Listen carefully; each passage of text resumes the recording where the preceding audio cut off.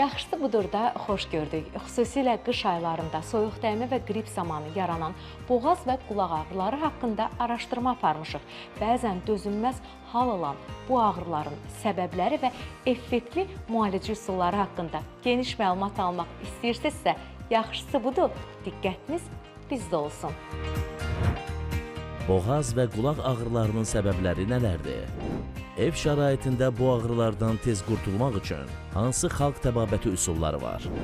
Boğaz və qulaq ağrılarına həkim müdaxiləsi nə zaman olmalıdır? Sosial şəbəkələrdə rast gəlinən türkə çarələr nə dərəcədə doğrudur? Məşhur qonağımız boğaz və qulaq ağrılarına qarşı hansı effektiv üsullardan istifadə edir? Az sonra yaxşısı budur da.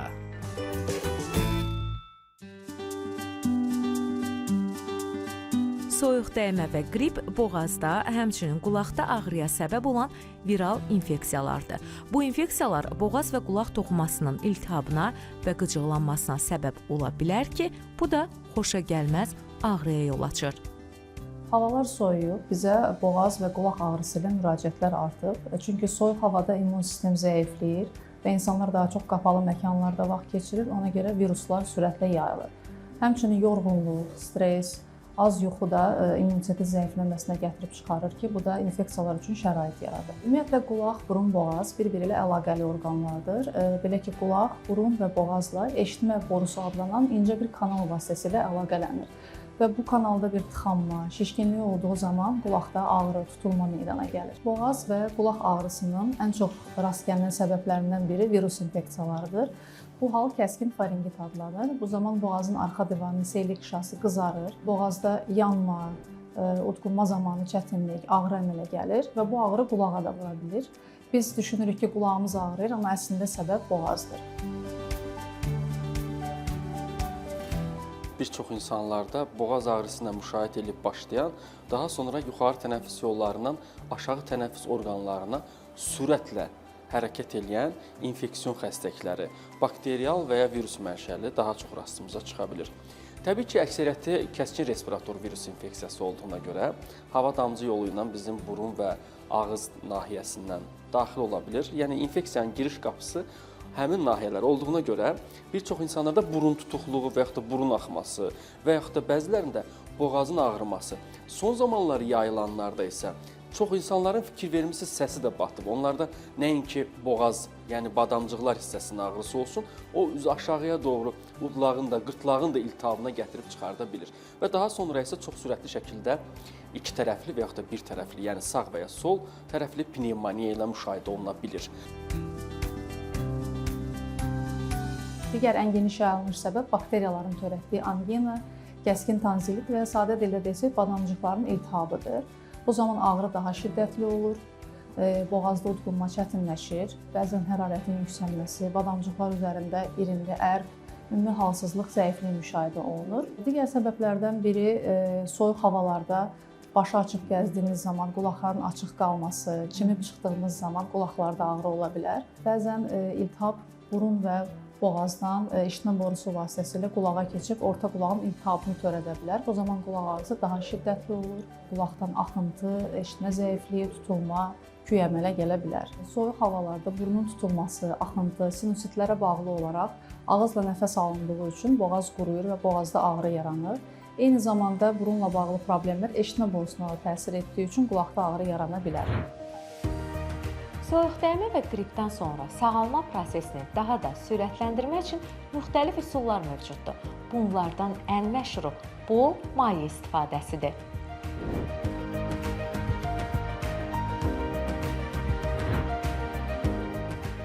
Soyuq dəymə və qrip zamanı boğazda yaranan ağrını aradan qaldırmaq üçün çoxlu maye içmək vacibdir. Su, bitki çayları və bulyon kimi mayelər boğazı nəmləndirir, qıcıqlanmanı azaldır. Həmçinin bədənin infeksiya ilə mübarizə aparmasına kömək edir. Qrip və digər virus infeksiyalarının yayıldığı dövrlərdə soyuq dəymə deyək, bunlar olduğu zamanda əgər boğazda ağrı başlayıb, sabah da eyni ağrı varsa və ya eyni ağrının üzərinə biraz da artıbsa, yüngül şişkinlik varsa, udqunma çətinliyi varsa, bu zaman prosedurları biraz artırmaq lazımdır. Məsələn, əgər ciddi bir qızdırma yoxdursa, mən həmən antibiotik istifadə etməyin tərəfində deyiləm. O zaman nə etməliyik? Təbii antibiotik istifadə etməliyik. Məsələn, propolisin cövhərindən, onun spirtlə çıxarışından götürülüb, 20 damcı götürüb 50 milli suya qarışdırıb səhər axşam yeməkdən sonra istifadə edin. Daxilə istifadə etmək istəməyənlər yarım çay qaşığı propolisin 20%li spirtlə çıxarışını, yəni cövhərini götürüb 50 milli suya qarışdırıb qarqara şəklində gündə 4 dəfə olunsun. İki variantın ikisindən də fayda alacaqsınız. Daxilə qəbul etsəz daha yaxşı olar ki, boğazınız, həmçinin udulaq və bronxlarınız üçün belə çox faydalı effekt verə bilər. Məsələn, bu daha çox orta yaşlı insanlarda və xroniki xəstəlikləri olan insanlarda daha gec sağalmalarla özünü göstərir və bu qrupa uşaqlar da aiddir. Ona görə heç olmasa qarqara eləməyi bacaran uşaqlara belə propolisin cövhərindən istifadə etsinlər. Çünki biz orada bakteriya da olsa əleyhinə mübarizə apara bilirik, virus da olsa, göbələk də olsa. Bu bizim üçün ilk giriş qapıdan boğazımızın ağrımasının, iltihaplaşmasının, irəliləməsinin qarşısını alır. Bir də gündüzlər gündə bir dəfə qara zirə yağını yağ şəklində günorta yeməkdən 2 saat öncə və ya yeməkdən 1 saat sonra daxilə qəbul edin. Bir də utindi bitkisinin tozunu içə bilməyənlər kapsul şəklində də istifadə edə bilər. Utindi tozu götürülür, yarım çay qaşığı, 2,5 qram qədər götürün, bir xörək qaşığı bala qarışdırın, gündə 2 dəfə yemək kimi yeyin. 10 gün istifadə edə bilərsiniz. Yeməkdən sonra istifadə eləsə sizə qıcıqlandırıcı təsir göstərməz. Yox, əgər utindi bitkisinin tozunu istifadə etməyi bacarırlarsa, 15 dəqiqə onu dəmləyin, dəmlədikdən sonra elə eyni qayda ilə gündə 2 dəfə yarım çay qaşığı 100 milli ilıq suda həll elədiniz, 10 dəqiqədən sonra onu daxilə qəbul edə bilərsiniz. Və yaxud da heç bala qarışdırmadan utindi bitkisinin tozunu suya qarışdırdınız, üzərinə biyan və yaxud da cökə və ya akasiya balı əlavə eləyin və o şəkildə daxilə qəbul edin. Bu prosedur 10 gün müddətində sizə effekt verəcək. Boğazda ağrını yüngülləşdirmək üçün mən bir həkim kimi boğaz üçün pastillər, antiseptik spreylər, qarqaralar tövsiyə edirəm. Bunlar nisbətən ağrını yüngülləşdirir və iltihabı azaldır.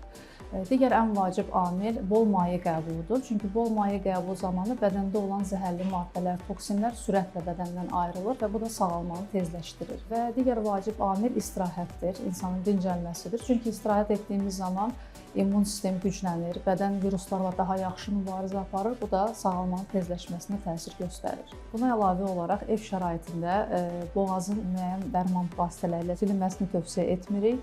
Çünki bu infeksiyanın daha da yayılmasına, ciddi fəsadlara gətirib çıxara bilər. Bəzən olur ki, boğaz ağrısı digər bronxlarda artıq öskürəyin başlaması, bəlğəmli öskürəyin olması varsa, buraya bəlğəmi xaric olunmasına kömək edən bitkilər daxil olmalıdır. Məsələn, artıq biyan kökü istifadə edirsinizsə, yanında keçibunuzu meyvəsinin dəmləməsini istifadə edin. 2 meyvə doğranılır, yarım litr qaynar suda dəmlənilir. Yarım saat dəm aldıqdan sonra alınmış məhlulu gün boyu içə bilərsiniz. 1 yaşından yuxarı uşaqlar da istifadə edə bilər.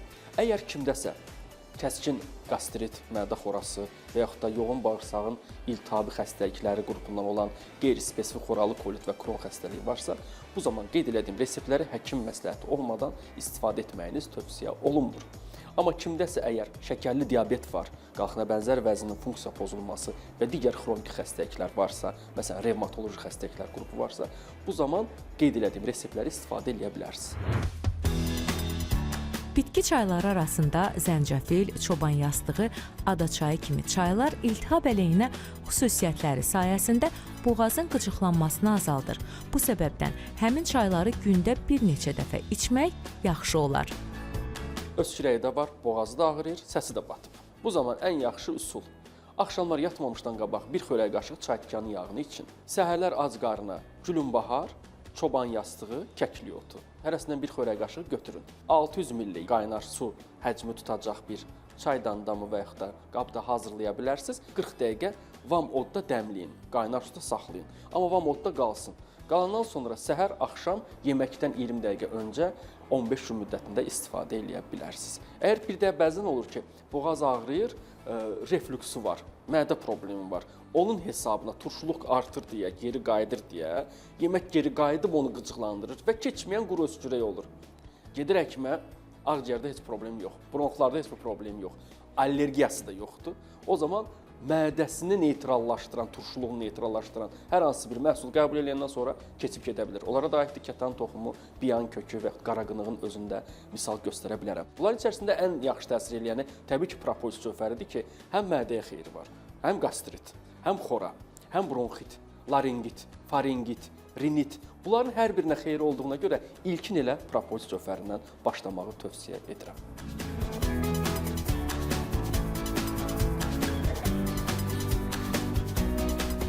Bəzi bitkilər qrupu var ki, bunlardan biri məsələn zəncəfildir. Yol verilən həddi 20 qramdır. Ona həddini aşdığı zaman yan təsirlər ola bilər. Bir də insanlar müayinə olunmamış bilmirlər ki, qida borularında və mədələrində xora mı, yara mı, eroziya varmı? Zəncəfil onu artıra bilir. Ona görə onu çox da mütəmadi istifadə etməyi tövsiyə etmirəm. Limon, sarımsaq, zəncəfil kimi məhsullar möhtəşəm məhsullardır. Amma həqiqətən də kiminsə bədəndə hər hansı bir dəyişiklik yoxdursa və qandırıldıcı dərmanlar istifadə etmirlərsə, buraya ürək xəstələri aid ola bilər, təzyiq xəstələri aid ola bilər, bu zaman istifadə edə bilərlər.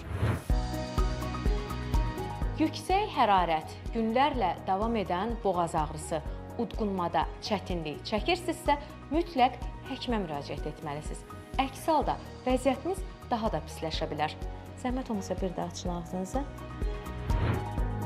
Boğaz ağrısı 38 dərəcə Selsidən yuxarı yüksək hərarətlə müşayiət olunarsa, bu ciddi infeksiyanın əlamətindən xəbər verir. Uşaqlarda yüksək hərarətlə müşayiət olunan boğaz ağrıları streptokok infeksiyası kimi bakterial səbəblərdən qaynaqlanır.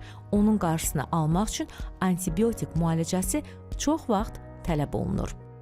Boğaz ağrısı 5-7 gündən çox davam edirsə, azalmırsa, yüksək temperatur 38 dərəcə və yuxarı, boğazda kəskin şişkinlik, irinli ərb əmələ gəlmişsə, bir tərəfli kəskin ağrı, udqunmanın çətinləşməsi, bu artıq ciddi bir infeksiyanın və boğazda mexaniki tıxanmanın olduğunu göstərir. Boğaz ağrısı ilə yanaşı nəfəs almada çətinliyiniz varsa, bu allergik reaksiyanın əlaməti ola bilər və burada dərhal həkim müdaxiləsi tələb olunur.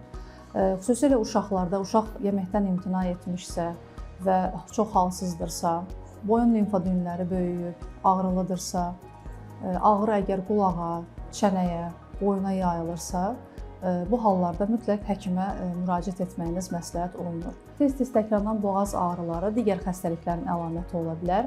Xroniki tonzillit, sinusit, reflüks xəstəliyin əlaməti kimi özünü göstərə bilər. Virus infeksiyaları zamanı boğazda ağrı ilə yanaşı səsin batması, dəyişməsi də müşahidə olunur ki, viruslar qırtlaq nahiyəsinə, səs tellərinə də təsir göstərir. Virus infeksiyasıdırsa, səs telləri də prosesə cəlb olunur. Onun da xəstəliyinin şişkinliyini törədə bilər. Şişəndə səs telləri aralı qalır, ona görə səs batmağa başlayır. Yəni onlar tam birləşmir. Bu zaman tövsiyəmiz daha çox susmaq, danışmamaq, pıçıltı ilə danışmamaq və qışqırmamaq və çoxlu miqdarda maye qəbul etməyi tövsiyə edirik.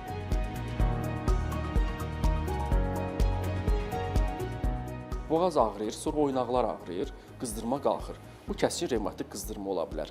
Bu zaman onun törədicisi əleyhinə müalicə aparılmalıdır. Çünki bəzən 2 həftə, 3 həftə bu reseptləri istifadə edib kifayət qədər sağalanlar var, amma hamıda diaqnoz eyni olmaya bilər. Ona görə proses hansı şəkildə izlənilirsə, simptomlara uyğun olaraq diaqnozu dəqiqləşdirmək lazımdır. Ona görə biz həkim olaraq bu müayinə edib dəqiqləşdiririk. Diaqnozu nədirsə, ona uyğun müalicə aparılır. Məsələn, kəskin bronxitmi, xroniki bronxitmi, bir tərəfli mi, iki tərəfli pnevmoniya mı? Bu boğaz ağrıları ilə ilkin olaraq əlamət verib başlayır. Əgər sizin boğazınız ağrıdır, bir həftə gözləməyin. Onsuz bir həftə gözləmək olmayacaq. Çünki 3-4 gündən sonra çox yüksək dərəcədə temperaturla özünü göstərə bilir. Bir də fikir versəniz, koronavirus pnevmoniyasının fonu kimi gəlmiş, indi yayılmış infeksiyalarda o təzahür edir. Məsələn, ağrılar başladı, biraz iltihab keçər, soda ilə qarqara falan və yaxud da limon suyu içildi, greypfrut suyu içildi. Bunları içə bilərsiniz. Əgər mədənizdə turşuluq yüksək dərəcədə deyilsə, ondan effekt alarsınız. Amma bu gördünüz ki, bu artıq arta gedir və ailədə bir neçə nəfər 38-39 qızdırmalardadırsa, bu zaman ciddi bu müalicələrə başlamaq lazımdır. Məsələn, biz adətən bir neçə reseptlər şəklində paylaşmışdıq. Şam qozasının bəhməzini istifadə etməkdən, keçi buynuzun meyvəsinin dəmləməsindən, andız və biyan kökü.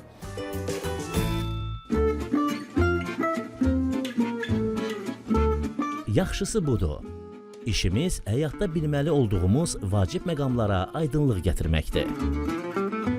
Quru hava boğazdan nəm çəkir. Xüsusilə qışda istifadə edilən qızdırıcılar ətraf mühitin rütubətini azaltdıqda boğazda quruluq, qıcıqlanma və boğaz ağrılarına səbəb ola bilər. Boğaz ağrıları bütün yaş qruplarında olur. Lakin immunitet sistemi hələ tam inkişaf etmədiyi üçün uşaqlar daha tez-tez bu xəstəlikdən əziyyət çəkirlər.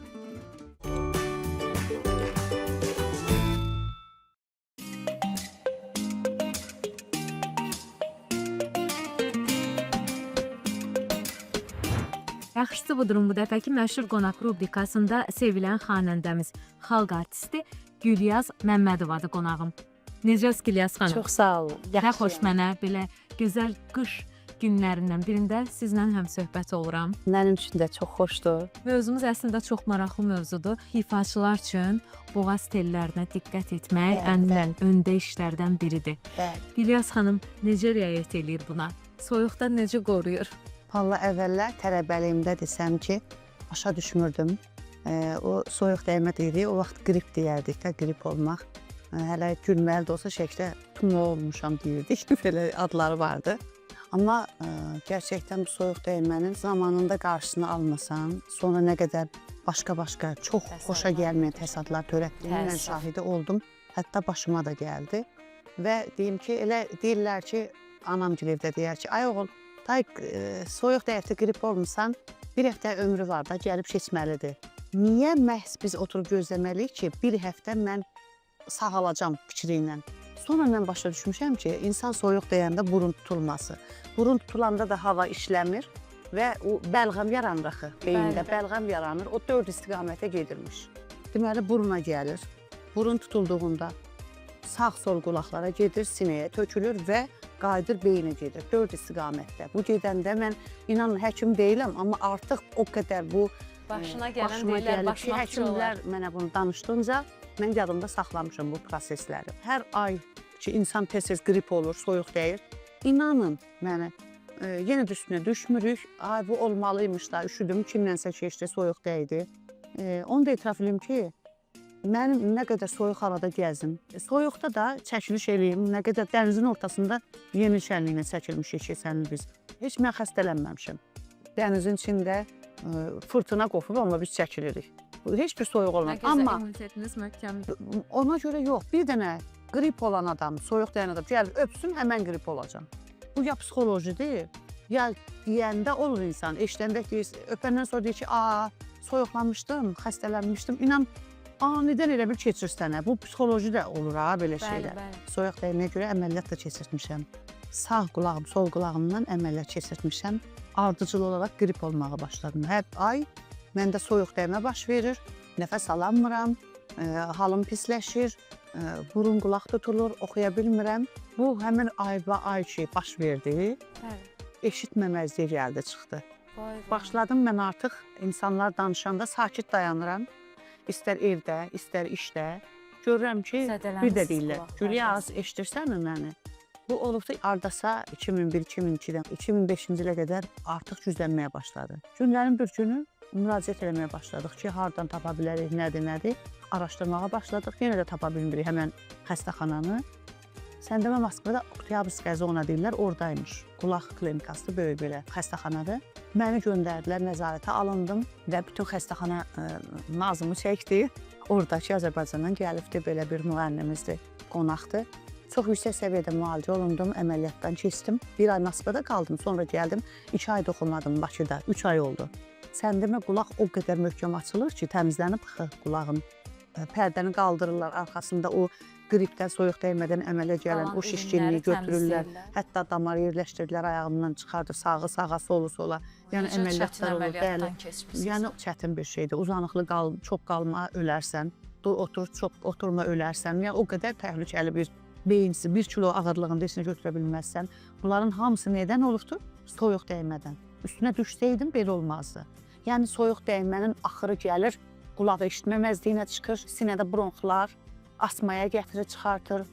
Dırnaqarası yanaşmasın Bəli, tamaşaçılarımız. mütləq vacibdir həkim. Evdə keçirdim, evdə keçirtmələrində axırı gəlib mənim o qulağımın vəziyyətinə düşür. Mən bunu əminliklə deyirəm, yaşlananda 50-60 yaşdan sonra heç eşitməyəcəklər. Çünki o hamısı ondan yaranır, soyuq dəymədən yaranır. Pərdə arxasında baş verən proseslərdir və beyin damarında çürüdürmüş. Mən bunu bilmirdim, bunu mənə həkimlər danışdılar və mən ondan sonra ehtiyatlı olmağa çalışıram, özümü qoruyuram və bütün gənclərimizə, bütün orta nəsil, yaşlı nəsil, bir böyüklərin kiçiyi olaraq, balacaların böyüyü olaraq müraciət eləyirəm ki, qoruyun özünüzü, həkimə müraciət eləyin. Mütləq burun pərələri açılmalıdır, nəfəs almalıdır burun ki, qulağa hava keçsin, işləsin, doğrudan sinəyə tökülməsin. Soyuq havada da isti geyinmək lazımdır. İsti geyinmək. Başınıza papaq, şarf, Vallahi. mütləqdir. Təəssüflər olsun ki, Gülyaz xanım, sizin həyat təcrübəniz və yaşadıqlarınız bir daha bizim tamaşaçılarımıza da sübut elədi ki, insan öz səhhətinə dırnaqarası yanaşmamalıdır. Hər şey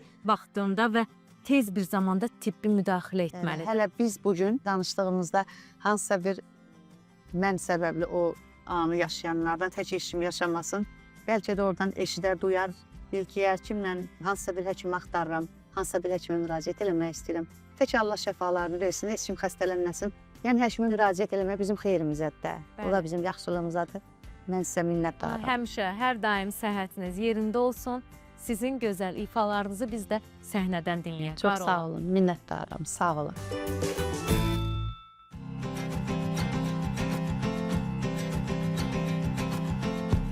Qulaq ağrısı qulağın içində və kənarlarında hiss edilən ağrıya verilən addır. Əsasən yüngül formadan zoqquldayan ağrıya qədər dəyişə bilər. Uşaqlarda daha sıx rast gəlinsə də, böyüklərdə də bu problem ola bilir. Bəzən qulaq ağrısı sırf qulaqla bağlı deyil, digər ətrafda yerləşən orqanlarla əlaqəli olur. Məsələn, diş, burun, boğaz, sinuslar, çənə oynağı, boyun əzələləri, tüpürcək bəzi ilə əlaqəli ola bilər.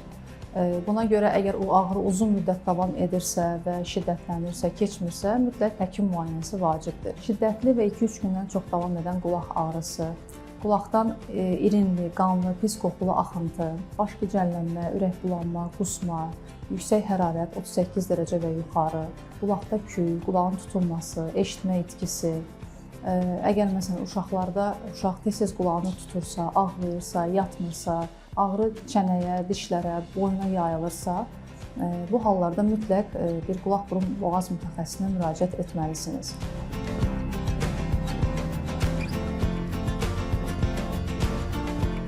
Qulaq ağrıları bəzən boğaz ağrılarından həm bərabər başlayır, bəzən də ağırlaşmış olaraq başlayır. Ağırlaşmış olaraq başlayırsa, boğazınızı müalicə eləsəz, o ağrılar da keçə bilər.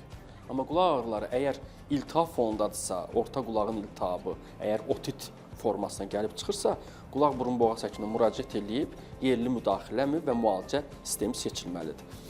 Xalq təbabətində soğanın şirəsindən istifadə olunur. Hətta mən bayaq qeyd etdiyim propoisin cövhərsini suda durlaşdıraraq istifadə edilməsi də tətbiq edilib zamanında. Soğanın şirəsindən istifadə edin, amma su istifadə eləməyin.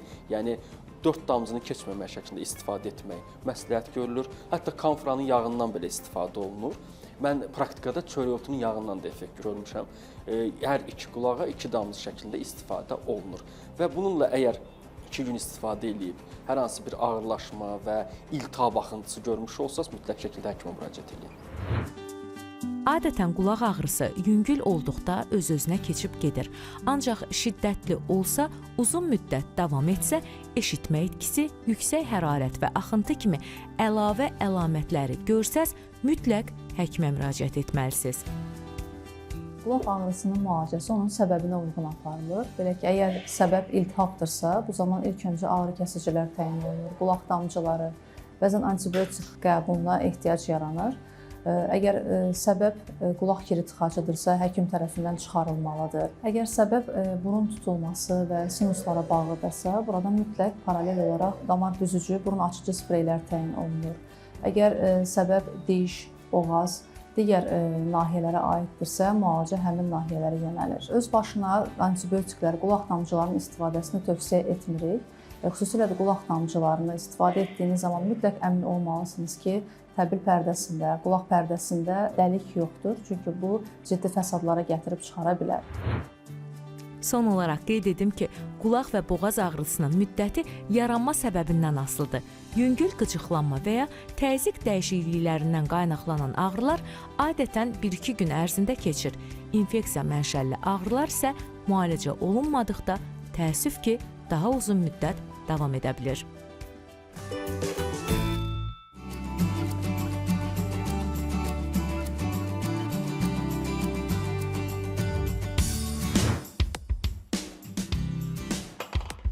Ümid edirəm soyuq qış günlərində boğaz və qulaq ağrılarından qurtulmağınız üçün verdiyimiz məsləhətlər işinizə yarayacaq. Gələn həftə yenidən evinizin qonağı olmaq diləyi ilə. Hələlik!